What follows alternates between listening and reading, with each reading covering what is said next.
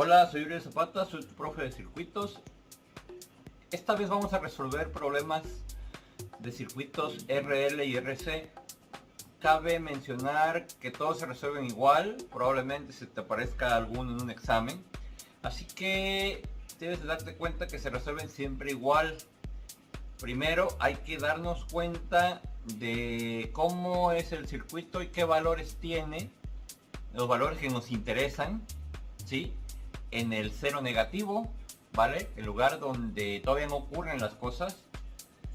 Los valores que tiene en el cero positivo, que es el lugar temporal donde ya empiezan a suceder las cosas, pero aún existe la pérdida de energía, ¿sí?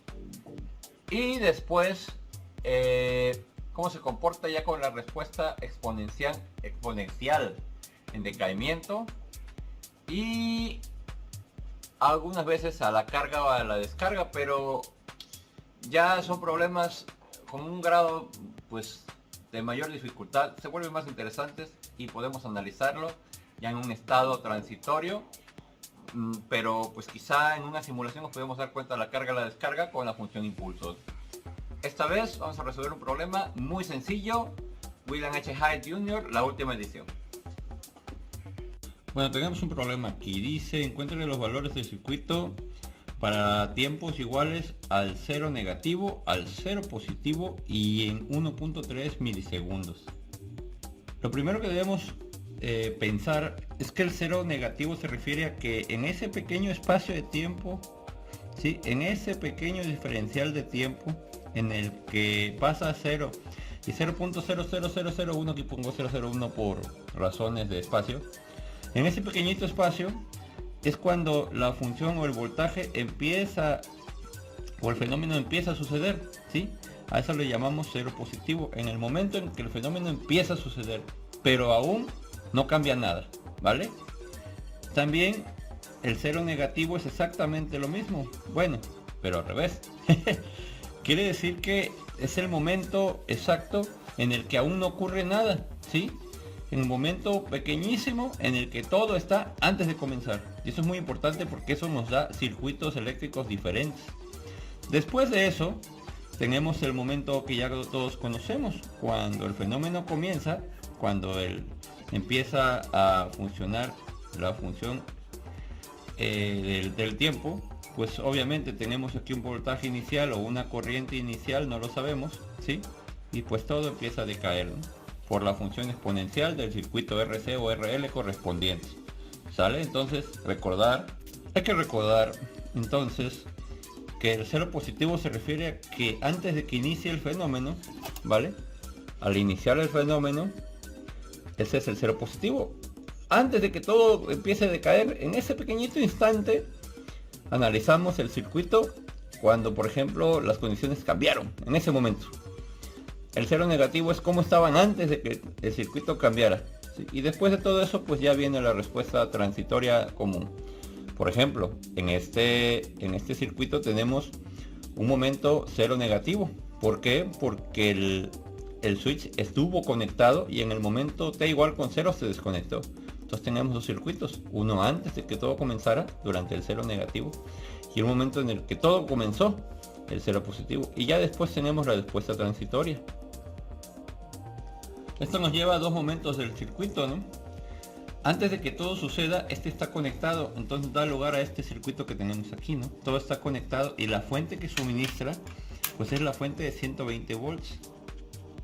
Esa es la que suministra la energía a todo el circuito. Pero una vez que la desconectamos, ¿sí? El dispositivo que queda cargado es el dispositivo de 4 microfaradios. La desconectamos, dijeran en mi rancho, la chispamos y miren, ya no existe la fuente. Y en ese momento del cero positivo, en ese momento cuando el fenómeno inicia, ¿sí? Hay un momento en el que el único que tiene toda la carga y toda la energía que está proporcionando la fuente es este. Entonces ya tenemos dos cosas. Tenemos cuando tenemos entendido el cero positivo, ¿sí? Error. Cuando tenemos el cero negativo, que es antes de que todo suceda. Y tenemos el cero positivo, que es cuando todo empieza a suceder, pero aún no empieza la descarga del voltaje en el capacitor. Entonces tenemos dos cosas que analizar. la pregunta, siempre es importante darnos cuenta que pregunta la pregunta, ¿no? Y entonces dice hay que encontrar el voltaje BC y VO en el circuito. Aquí hay que encontrar el BC y VO. Aquí es muy sencillo porque el voltaje de BC se entenderá como un voltaje de circuito abierto, porque en corriente directa los capacitores, ¿sí? Funcionan como circuitos abiertos. Entonces el voltaje BC en realidad es el voltaje entre estas dos terminales en el resistor de 1250. Eso es un divisor simple. Ahorita lo hacemos. Sin embargo, acá el voltaje BC es el primero que queda, ¿sí? Con toda la energía del sistema. Es obvio, y por ejemplo es obvio que si se queda cargado en el momento cero, ¿sí? Se quedará con la misma energía con la que tenía. Aquí la respuesta nos da un tip, ¿no? Tenía 100 volts en ese divisor de voltaje. Y miren, en el momento del cero positivo, la respuesta que marca aquí también dice que 100 volts, porque en ese momento se quedó con toda la carga y él es el que empezará a repartir, ¿no? ¿Qué tenemos que hacer? Encontrar la serie de divisores que nos van a dar el voltaje VO, ¿sí? Después ya viene la respuesta que todos conocemos, ¿sí? Que el voltaje en función del tiempo es igual al voltaje inicial, ¿sí? Menos E entre T entre tau.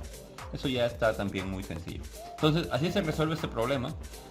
Si quieren, pausen el video, resuélvanlo por ustedes mismos y ahorita le dan continuar para ver si salimos iguales los dos. Para el cero positivo nos queda pues este divisor, que es muy sencillo, y podemos encontrar el voltaje de este divisor pues debido a que ya platicamos, ¿no? El voltaje capacitor en realidad es un voltaje de circuito abierto en su corriente directa, ¿no? Realizamos el divisor y pues bueno, ¿no? Resistencia que queremos entre las dos, ¿vale? Es igual a 100 volts, ¿sale? Porque reparte 120 volts. Vamos a hacerlo ahora para la otra parte del circuito, que creo que es la más interesante. Aquí tenemos un doble divisor, hay que hacer los dos divisores. Y bueno, aquí ya tenemos el circuito, este es el divisor, ¿sale? Entonces planteo el divisor, son 120 volts que se van a repartir. Y aquí son los 120 volts, aquí no los puse, ¿verdad? 120 volts entre este y este. Necesitamos saber qué voltaje existe en este lugar, ¿vale? Para saber qué voltaje se va a repartir entre esta de 100 y esta de 400. Entonces, bueno, primero que nada planteamos los 120 volts que se dividen. Aquí están, se dividen. Pero hay que hacer una resistencia equivalente, que es esta, la de 500. Y ya una vez que tenemos esta, hay que volver a sacar la equivalente, que es esta de 400. Ahora sí, sabiendo el voltaje VA, sabremos qué voltaje se reparte en estos dos nodos para encontrar el voltaje VO de salida. Pues ya encontramos, ¿no? El divisor es igual a 48 volts. No se olviden de remarcar sus resultados. ¿Sale? VA igual a 48 volts, perdón, lo había escrito en otro lado. Y ahí está, ¿no? Hay que encontrar ahora el divisor de esta red, ¿no? Ya que entre este punto y este punto hay 48 volts. Y pues bueno, revisamos el divisor. Aquí está. Sale el voltaje VA, que básicamente es el voltaje que encontramos aquí, que es el voltaje que encontramos en esta serie de divisores, ¿no? Para poder saber que se dividía, ¿vale? Y pues ya tenemos el voltaje es 38.4, lo cual pues coincide, ¿no? Ya tenemos para la parte del inciso A, que es antes de que sucedan las cosas. Vamos con el otro lado. Ya lo platicamos, ¿no? Pues se queda cargado y se queda con la carga, se queda con esos 100 volts, ¿sí? No olviden nunca remarcar los valores que obtenemos, ¿vale? Y ahora sí, hay que encontrarlo en el cero positivo, cuando se desconecta todo. Este es el cero positivo, no olviden eso.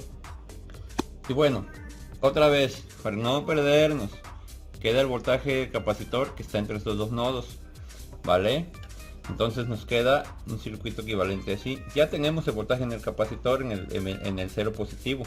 Necesitamos encontrar el voltaje de salida. Esto está sencillo porque tenemos que volver a hacer lo mismo. Debemos encontrar el voltaje aquí, vamos a llamarle ahora voltaje B, que no es más que la cuentita que hicimos acá para encontrar el voltaje VA, pero con una diferencia. El divisor ahora contempla dos resistencias. Vamos a hacer esa cuenta para que quede todo claro.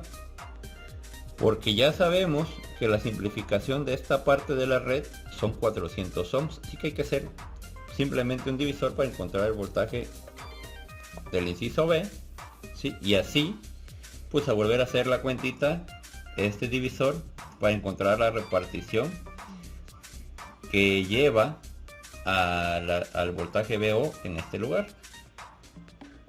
Y bien, pues del divisor, ya que sabemos esta red cuánto da, que son 400 el divisor para este voltaje, ¿sí?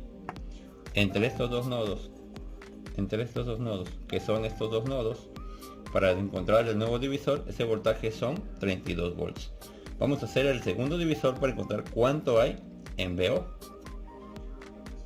Y pues ya haciendo el divisorcito, no recordar, ¿no? Este voltaje que está aquí es el voltaje B que calculamos previamente. Y pues aquí está, ¿no? 25.6, que es exactamente lo que marcan. Ya tenemos todo. Solo nos queda calcular el voltaje, ahora sí, con la respuesta en decaimiento, ¿no?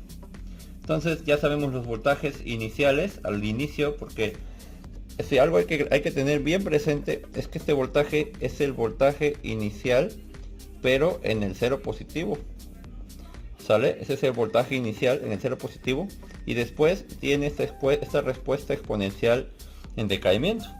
¿Por qué? Pues la energía se pierde. Y pues bueno, de esta respuesta lo único que nos podemos, o bueno, lo más sencillo siempre es plantearlo, ¿no? Tenemos el voltaje inicial, sí, que son los últimos dos resultados, el tiempo en el que corresponde ese voltaje del capacitor, ese voltaje de salida, y nos falta encontrar tau. ¿Qué tau será la que necesitamos? Bueno, necesitamos la tau que queda del circuito cuando se desconecta. La tau no es más que en el circuito capacitivo, recordar que tau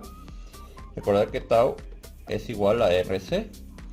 Hay que recordar eso. Entonces necesitamos una resistencia equivalente, que ya sabemos que hay 400, aquí hay 1200, bueno, aquí hay 250, 600 más 400, 1250, en paralelo con 1250, pues ya tenemos básicamente la tau calculada, ¿no?